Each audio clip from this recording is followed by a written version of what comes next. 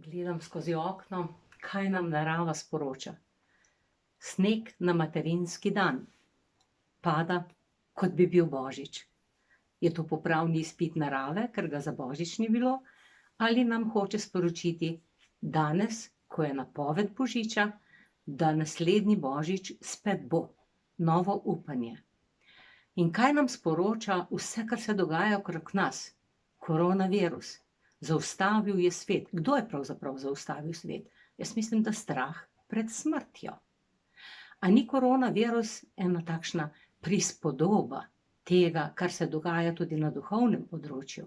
A nas je strah tudi smrti v večnosti? Ko gledam in ko premišljujem Božjo besedo še od včerajšnjega dne o tempeljskem izviru, o izviru vode, ki teče izpod tempeljskega praga, ta voda ozdravi vse okužene vode naokrog. Kamorkoli pride, tam je ozdravljena okužena voda. In Marija nam danes sporoča: jaz in moj zgodi se po tvoji volji prinaša novo antivirusno zaščito. Prinaša novo antivirusno zdravilo.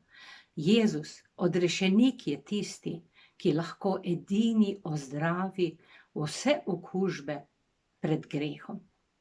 In mi kot mame, kot žene, mi imamo možnost, da podarimo, da dajemo življenje.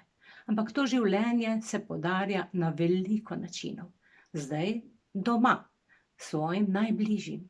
In lahko jim služimo, lahko jim kuhamo, peremo, likamo, karkoli je pač potrebno, učimo otroke.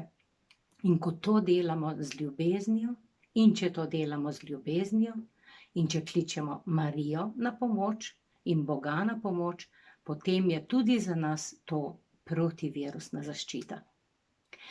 In jaz vam danes polagam na srce,